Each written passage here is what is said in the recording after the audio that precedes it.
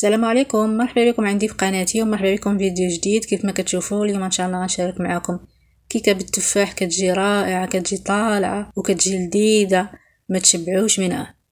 غير تبعوا الفيديو الاخير باش تشوفوا المقادير وطريقه التحضير. راه كتجي غزاله هاد الكيكه كما كتشوفوا، راه كتجي طالعه.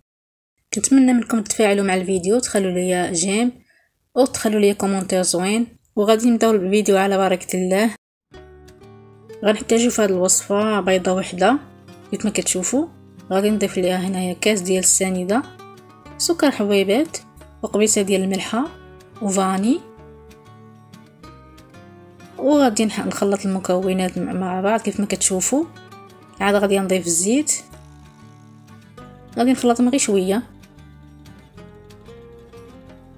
وصافي. هنايا من بعد ما خلطتهم غادي نضيف لهم هنايا كاس ديال الزيت ما عامرش، يعني كاس الا ربع.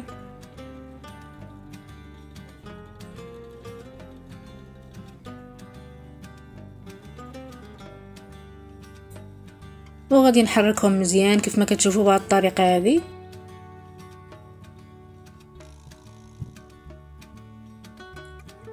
صافي من بعد ما حركتهم مزيان غادي نضيف لهم هنايا كاس ديال الحليب ما عمرش مزيان. غادي نعاود نحركهم مزيان كيف ما كتشوفوا.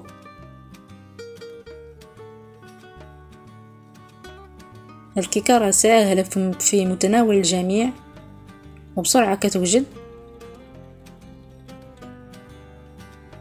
وغادي نضيف هنايا كاس ديال الدقيق، غنضيفو بالتدريج، انا راني مغربلاه.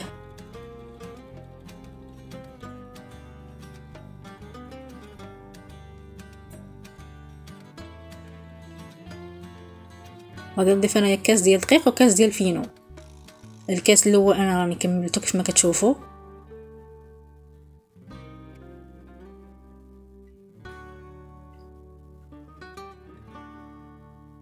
ودابا غادي نضيف كاس ديال الفينو.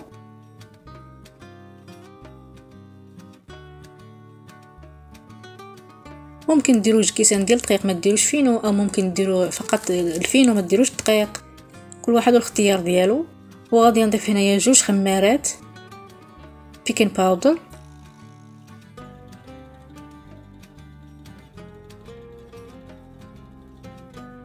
انا غادي نغربل باش لا كانوا مكورين يعني ما يبقاوش مكورين.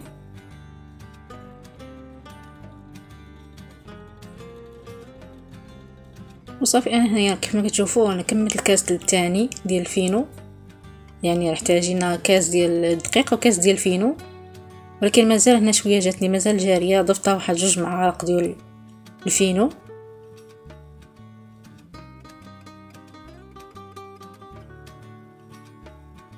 وصافي ما بقيتش غادي نزيد. هذا هو القوام ديالها كيف ما كتشوفوا، ما تكونش جاريه بزاف وما تكونش قاصحه بزاف. وغادي نضيف لها هنايا معلقه صغيره ديال الخل. الخل كيف ما كتعرفوا ما كيخليش الزفويه ديال البيض، واخا حنا درنا غير بيضه واحده وكيهششها، يعني كيهشش الكيكه كتكون هشيشه.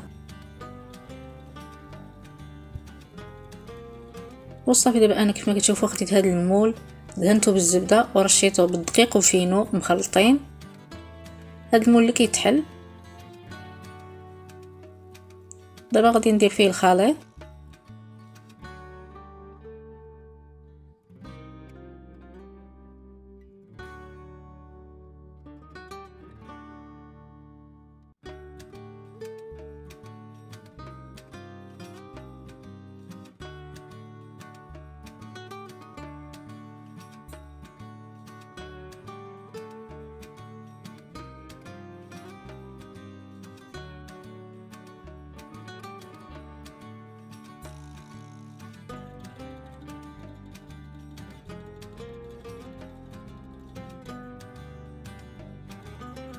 وبالنسبه للتفاح كيف ما كتشوفوا راني قطعته لشرائح بهذا الشكل هذا.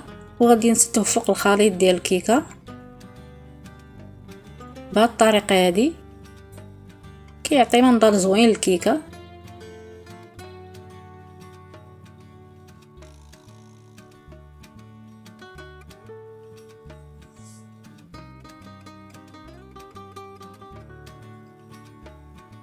انا غادي نستفو كامل ونرجع لكم من بعد.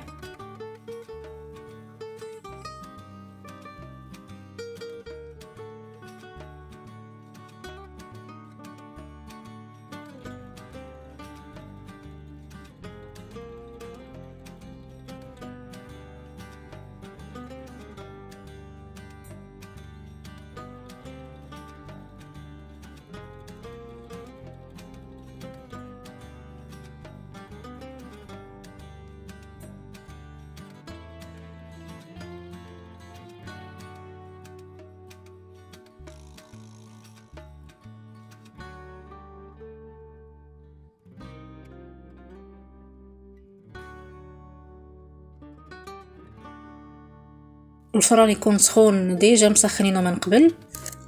مني كتدخلوها كتطفوا الفوقاني وتخلوه غير تحت وتنقصوه شويه. هذا بالنسبه للفران ديال الغاز، وصافي كتخليوها حتى طيب. وهذا هو الشكل ديالها كما كتشوفوا من ما طابت. خرجتها من الفران راه مازال سخونه.